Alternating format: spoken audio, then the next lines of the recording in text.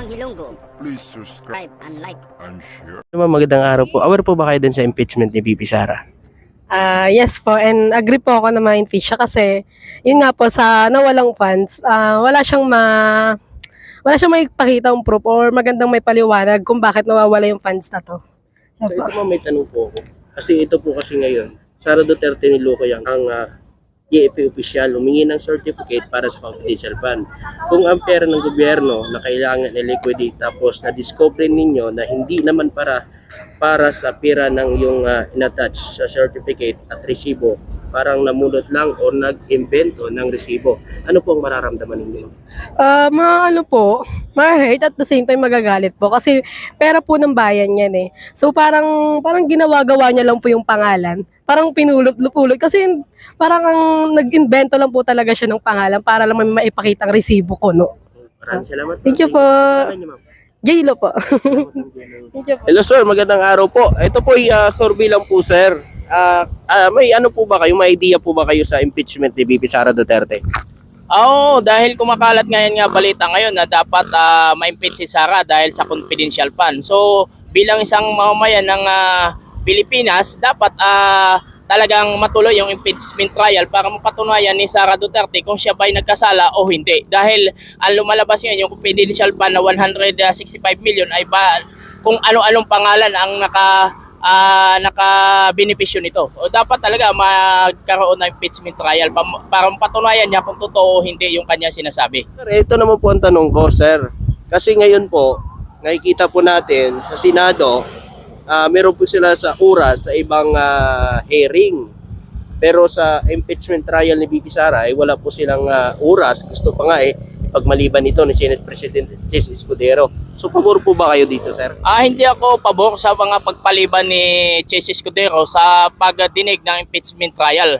So pag sabi nga, delaying tactic yan. Kumbaga, habang tumatagal, magkakaroon ng pagkakataon na makapag-sumiti na dipensya yung si Sara na hindi naman totoo. So dapat ngayon ay ma-impeach na yan.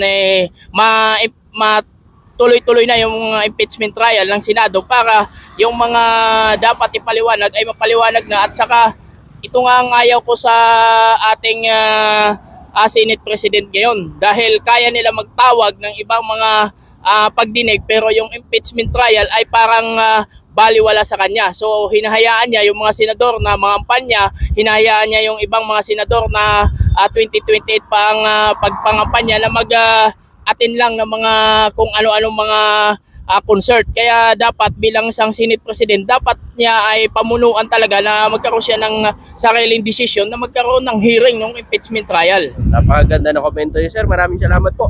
Maraming salamat din. Mukhang malayo pa pinanggalingan natin sir Yes, napakalayo pa. Galing pa tayo ng Tagaytay at dito muna tayo magpapahangin-hangin. Malayo pala sir. So sir, may alam po ba kayo sa impeachment ni VP Sara? Sa pagkakalam ko, kalat na kalat na. Pero kung impeachment mga pinag-uusapan, sa akin matagal ko nang gusto talaga na igugo na yan dahil sa totoo lang, binuto ko talaga yan. Kahit yung sa tatay niya, binuto ko. Pero hindi ako nagsisisi kasi nandiyan na yun. Pero dapat sana, wag na nilang patagalin. Ayan.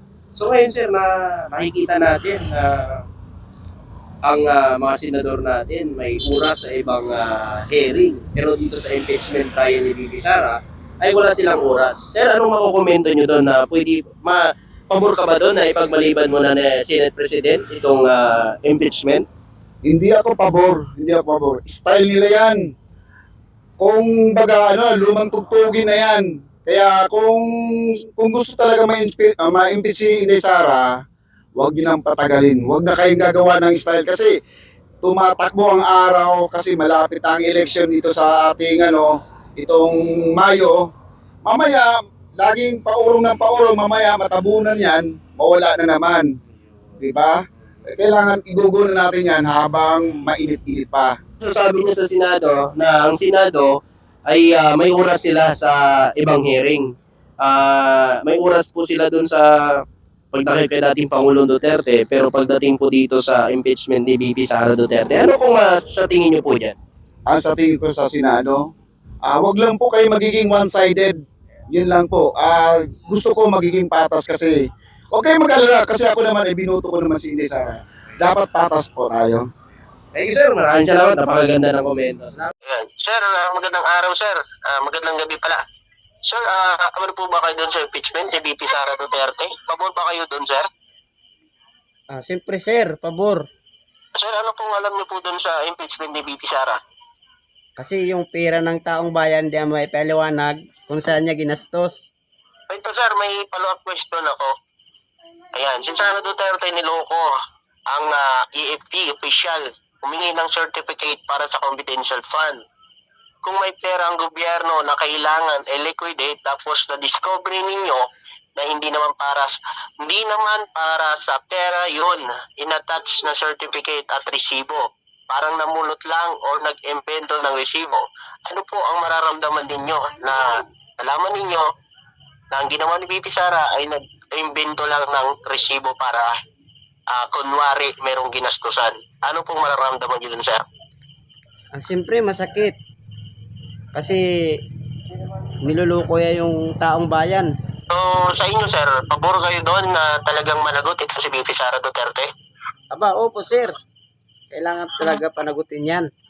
Eh, sir, ano pong panawagan ninyo ngayon sa mga senador na nakatingin pa ang impeachment ni VP Sara? Umpisa na ng mga senado para malaman na ng taong bayan. Hello, ma'am, magandang araw po. Aware po ba kayo sa impeachment ni VP Sara Duterte? Pabor po ba kayo dito na ma-impeach siya o hindi?